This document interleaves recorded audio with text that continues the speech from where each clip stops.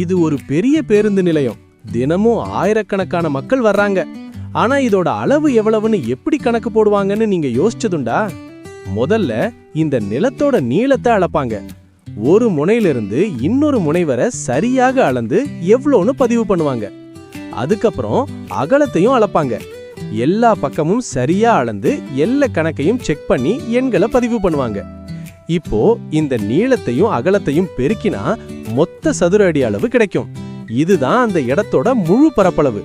ஆனா எல்லா நிலமும் நேர்கோட்டா இருக்காதுல்ல, சில இடங்கள் வளைஞ்சு இருக்கும். அப்படின்னா அதை சின்ன சின்ன பகுதிகளா பிரிச்சு ஒவ்வொன்னையும் தனியா கணக்கிட்டு சேர்ப்பாங்க. முக்கோணம் மாதிரி இருந்தா இதுல அதன் அடிப்பகுதி நீளத்தையும் உயரத்தையும் பெருக்கி அதை 2ஆல வகுத்தா அந்த பகுதியோட பரப்பளவு கிடைக்கும். இப்படிதான் ஒரு பெரிய பேருந்து நிலையத்தோட அளவையும் கூட எளிமையான கணக்குல சரியாக கண்டுபிடிக்கிறாங்க. இந்த வீடியோ உங்களுக்கு பிடிச்சிருந்தா லைக் பண்ணுங்க, ஷேர் பண்ணுங்க.